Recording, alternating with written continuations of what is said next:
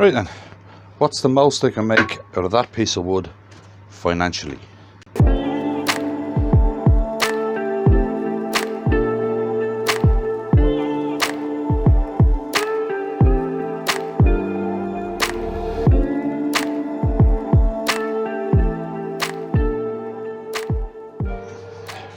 Right then, to make the most money out of this piece of wood, this little scrap here,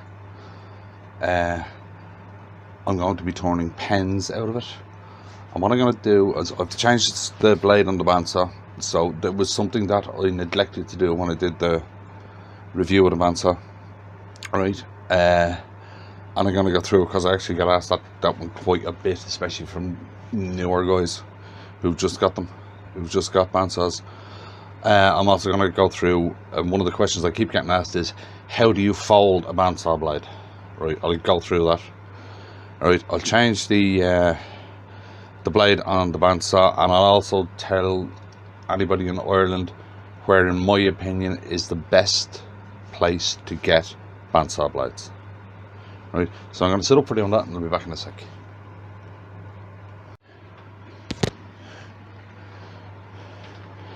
Right then, first thing I got to do is change this bandsaw blade. Now, I did the review on this, it must be a couple of years ago, I can't remember. But what I forgot to do in the review was how to change the blade. Now, most of them are the same. Right, there'll be a couple of slight differences in them, in bandsaws. This one's got a quick release in it, some don't. That kind of stuff. Alright, so first thing I got to do is take the fence off. See, and the sip is 4 wing nuts underneath it.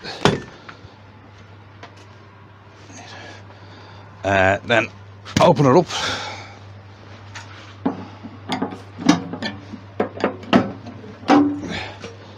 With the 4 little latches.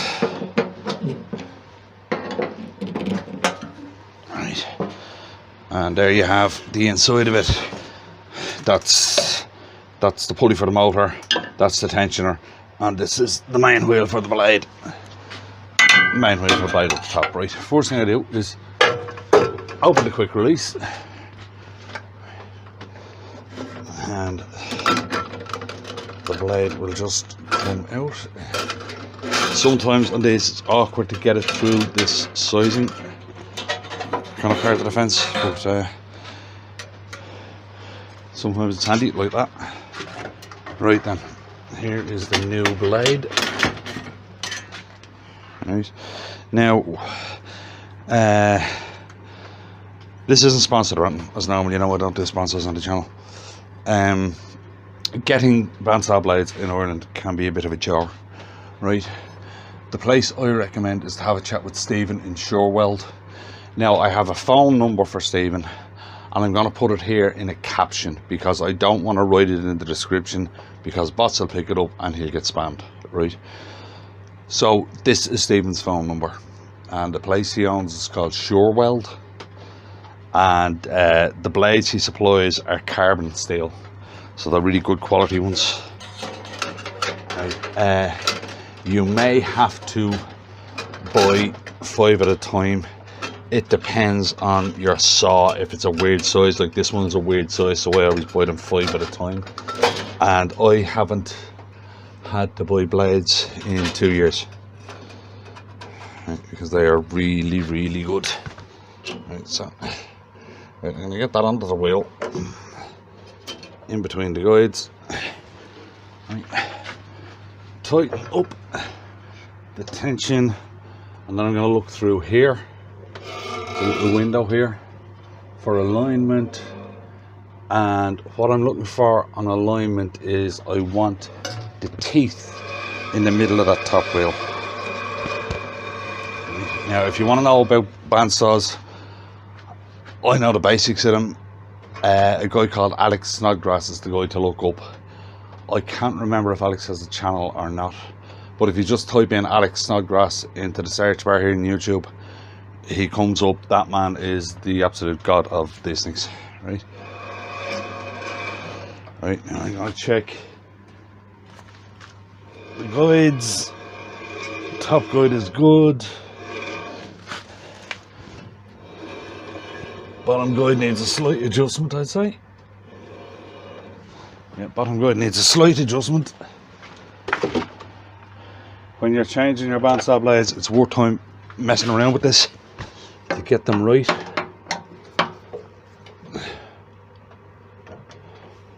Because you'll get much better cuts.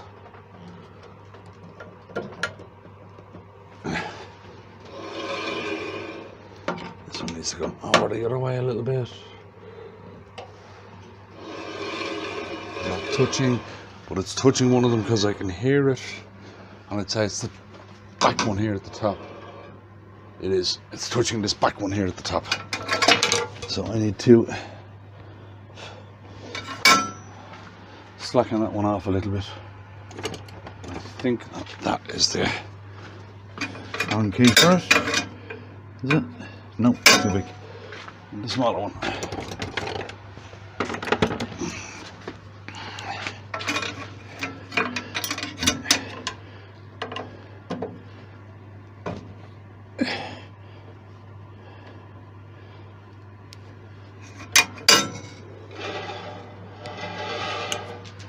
As I said, it's worth. Now, let's grab a little torch so I can see what I'm doing. Right, I am slightly too far back.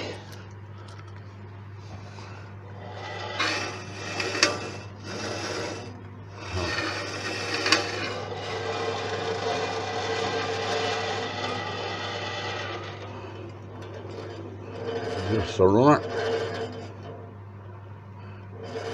And that's throwing much better. Lock it down. Check tension. Right, there is a tension gauge here on this, but I don't like using it. I prefer to use the deflection method. Should deflect about 1/4 inch. Right.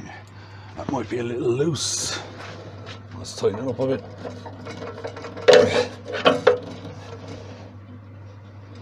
A little bit more.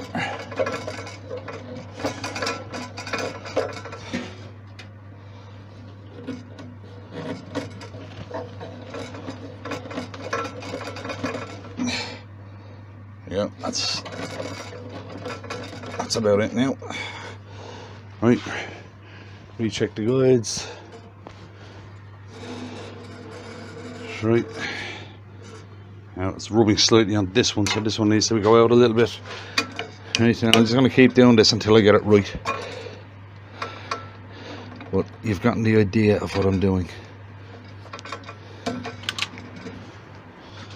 Right then, after all that messing around, we finally got it sorted. As I said, if you're in Ireland, give Stephen a shout for the bandsaw blades. He's the best I found. I would recommend his blades. Right. As I said though, if you've got a weird size like this one, you might have to order them in 5s, which is what I do. And I said it's been a couple of years since I had to order of them. Right. Right. Making the most cash out of this. The best way of doing it is with a pen or a number of pens. Right, so what I'm looking at here is it's a lump of natural teak, right? It's basically it's a chunk of what you could class as firewood, but an awful lot of turners see stuff like this and they just throw it away. There's also a little bit, in my opinion, of snobbery around I don't do pens. Right. Now what I'm looking for is about the width of this ruler. Right. And I'm only looking for hardwood on this. Right. So then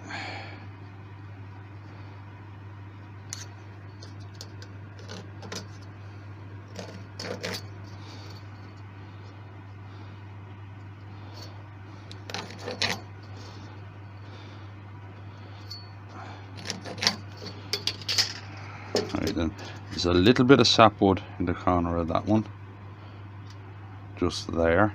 There's a little bit just there, but there are 6 pen blanks in that. Depending on what pen you do, you're talking between 20 and 50, 60, 70 quid. So on that piece of wood, that could be up to €250 just for that piece of wood. The thing about doing what we do and trying to make the hobby pay for itself is you have to utilize every piece of wood that you get. Right, so I'm going to cut these now out.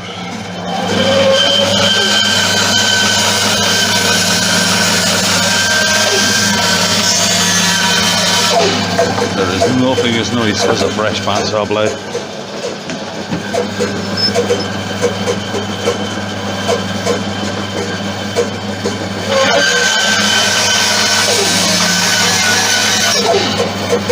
And a properly set up bandsaw.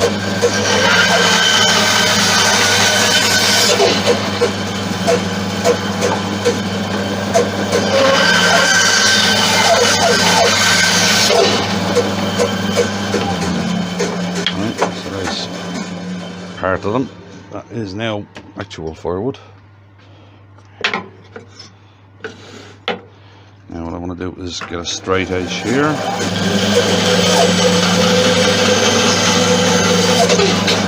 Put the cut on.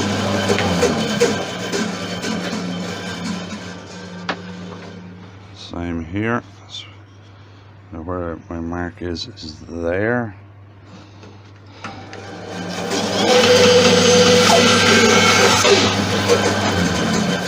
Some of these pieces are a little bit wet on the bottom, but they'll dry out.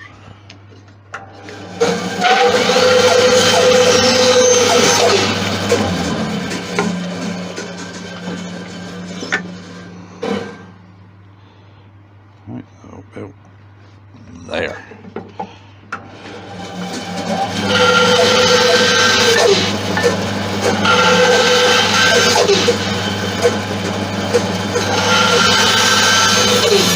That one may have a bit too much hardwood in it for what I'm looking for, and that's just that one, so get rid of that.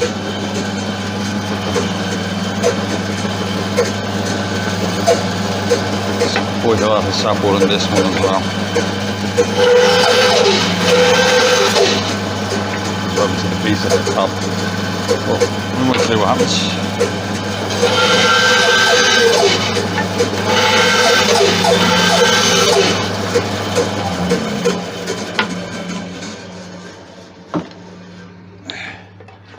And there we have 6 pure hardwood natural teak pen blanks that are worth quite a bit of money when they're made up. So I suppose you better make up one of these. So I'll set up for making this pen and I'll be back in a sec. Right then, while that tube is gluing up in there, right, I'll go through one of the questions I get asked a lot.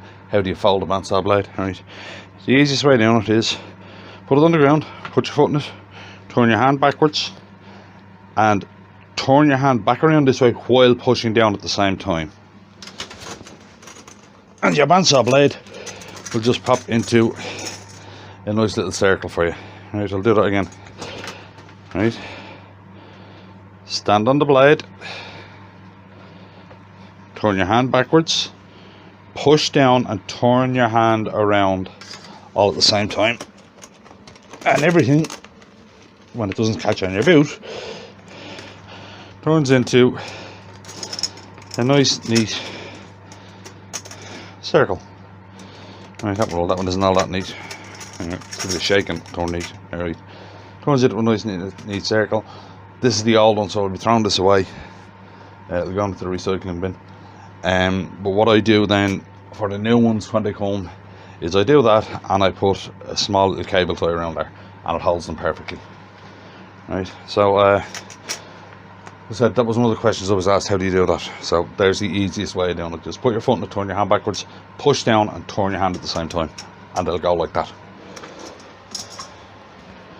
Right, so back to this pen. Right then, I got one of those blanks on the lathe. The kit I'm going to be doing is my favourite kit of late and the best selling one, which is Sierra Click. Right, so and it goes up to 2000. Right, we get going.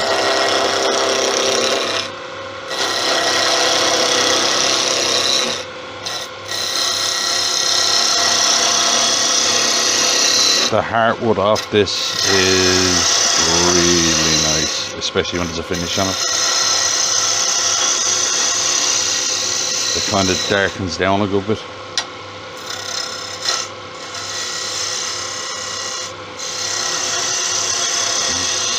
But as I was saying there, if we're trying to make this hobby pay for itself, not wasting wood is probably one of the most important things, especially if it's nice wood that we're after paying for a lot for. Like, would I do this with a piece of beech? Probably not. Piece of beech that size probably would have just ended up as firewood, but because this is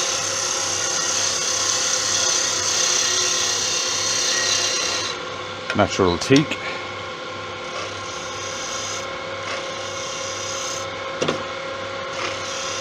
it's worth doing this with.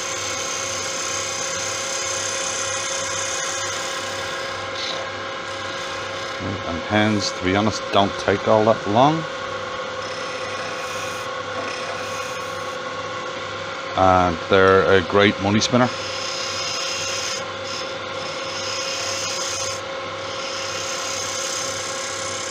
Like, if you're after paying 60, 70, whatever, a couple of £100 for a ball blank, you want to use every little bit of it.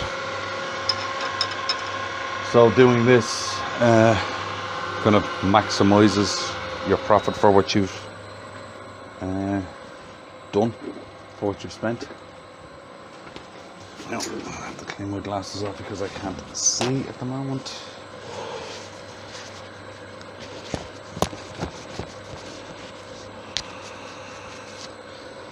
That's better, now I can see. It's the 240 and that's the 160. Okay, grand. Just need to get some sandpaper. I haven't got any ready for doing this. I'm up to my eyes getting ready for an art night. It's a charity thing that the local Lions Club run every year, and a certain artists and crafters who are invited to it. So what I do is I go and set up the stall and I donate a piece to the auction and stuff, because it's always in a good cause. Right, now all I'm going to do is sand this down.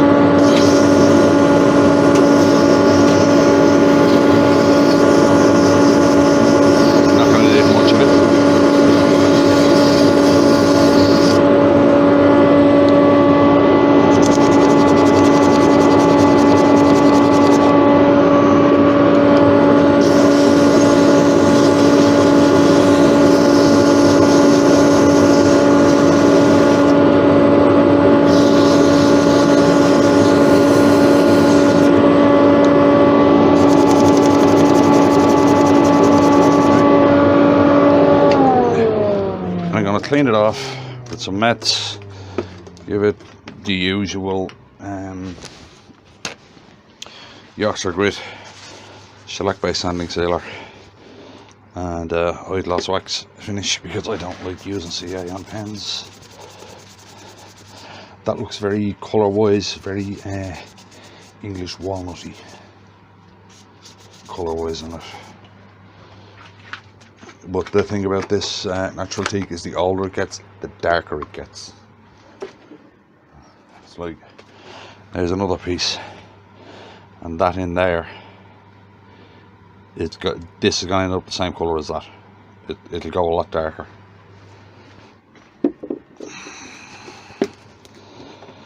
So I do like this this stuff.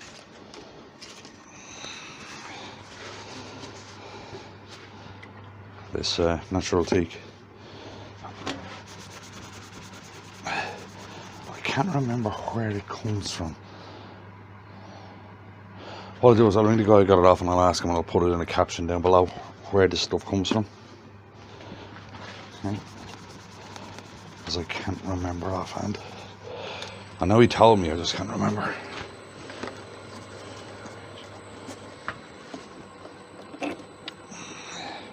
Right, we let that dry, and I'll do the oxy grit in it, and I'll be back when I'm buffing the wax off. So I'll see you in a minute. Right, just buffing the wax off, and I'm not joking you, this really does colour wise look like English walnut.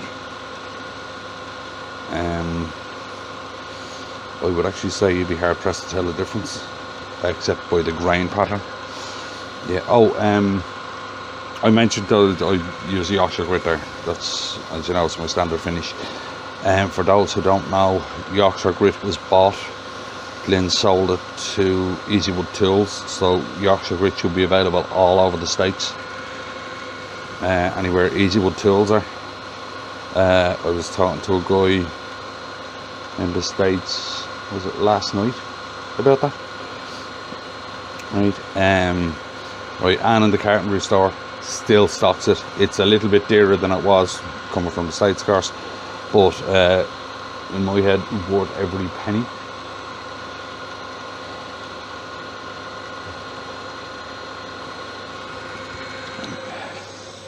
Now, isn't that pretty? Alright, then we'll stick this together. Right then, here's the cap on. I really do like these here. They are very, very good sellers, and they're a great pen as well. So my own personal pen is one of these, but done in antler. There's a video on that. I'm doing one of these in antler for myself. If you haven't seen it and you want to see it, I'll stick a link up for it.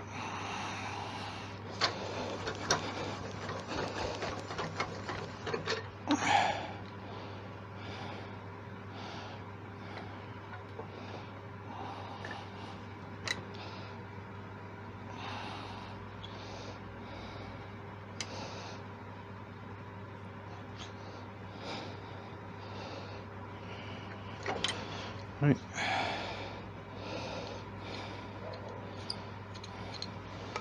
Open it up. Put the click mechanism together. Put it in. It's the refill to slide it up.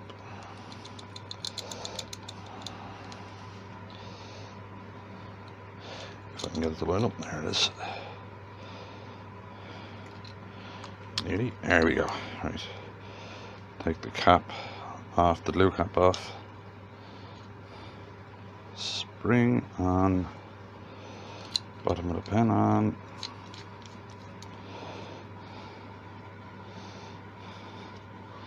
Spring in. Clicker in.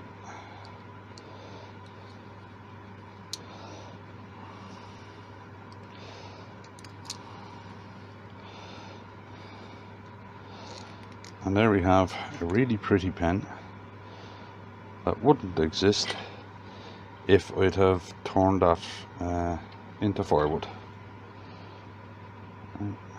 Isn't that nice? Right. Sells for about, depending on where I am, between 40 and 50 euro. And all out of a piece of scrap wood. So if you enjoyed that one, I got anything out of it, if you wouldn't mind clicking like on the video. And I'll see you in the next one.